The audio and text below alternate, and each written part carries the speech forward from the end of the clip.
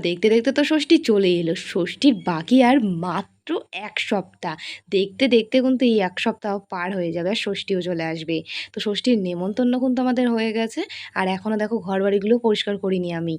বাড়িতে কত অতিথি আসবে ষষ্ঠীর দিন আমাদের। আর এখানে ঘরবাড়িগুলো একটু পরিষ্কার না করলে হয়?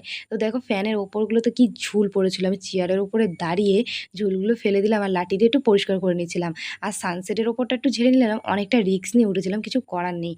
ওপরেও প্রচুর ধুলো পড়েছে। ফ্যান চালালে সারা ঘরে ধুলো, ধুলো হয়ে যাচ্ছে। আর এই ওপরে না খুব লাল পিঁপড়ে হয়েছে এই সানসেটের ওপর দিয়ে। ফ্যান চালালেই সব পিঁপড়ে বিছানায় পড়ে। জানি না এই গরমের সময় এত লাল পিঁপড়ে কেন হয়? তো যাই হোক চলো ঘরটা ঝাড়তে, ঝাড়তে আজকে তোমাদের সুন্দর, সুন্দর কমেন্টগুলো বলি। বোন, আমার মেয়ের নামটা নিও। আমার মেয়ের নাম ঐন্দ্রিলা। রোজ তোমার ভিডিও আমি আর আমার মেয়ে দেখি।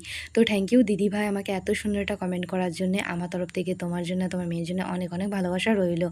অনেক ভালো থেকো ঐন্দ্রিলা তুমি। নেক্সট কমেন্টে সুমনা সিং দিদিভাই আমায় বলেছে, "খুব সুন্দর ভিডিও করো তুমি।" তো থ্যাংক ইউ সুমনা দিদিভাই আমাকে এত সুন্দর একটা কমেন্ট করার জন্যে। আমার তরফ থেকে তোমার জন্য অনেক, অনেক ভালোবাসা রইলো। অনেক ভালো থেকো সুমনা দিদিভাই তুমি। তো দেখো আমার ঘরের ওপরগুলো কিন্তু ঝাড়া কমপ্লিট হয়ে গেছে। এখন আমি এই ফ্রিজের ওপরগুলো মুছে নিচ্ছিলাম। প্রচুর, প্রচুর পরিমাণে ধুলো হয়েছে। বন্ধুরা একদিনে তো সব ঘর গুছিয়ে কমপ্লিট করতে পারবো না। যা নোংরা হয়েছে আর একা, একা আমি পারবোই না এই সমস্ত কিছু পরিষ্কার করতে। তাই রোজ প্রত্যেকদিন একটা, একটা করে ঘর আমি পরিষ্কার করবো। আজকে এই ঘরটা পরিষ্কার করেছি, কালকে আবার ওই ঘরটা পরিষ্কার করবো। তো কৌটোগুলো মুছে নিয়েছি। এই ঝুলগুলো আমি ঝেড়ে নিচ্ছিলাম দরজার ওপরে। এখন দরজার ওপরে ঝুলগুলো ঝেড়ে নিয়ে ঘরের সামনেটা কিন্তু খুব সুন্দর করে একটু পরিষ্কার করে ঝাঁট দিয়ে নিতে হবে। ঘরেতে প্রচুর নোংরা বেরিয়েছে। দেখো কত নোংরা বেরিয়েছে আজকে ঘরের থেকে। তো যাই হোক বন্ধুরা আমি ঘরটা ঝাঁট দিতে থাকি আর তোমরা ততক্ষণ তোমাদের সুন্দর, সুন্দর নামগুলো আমাকে কমেন্ট করে বলো।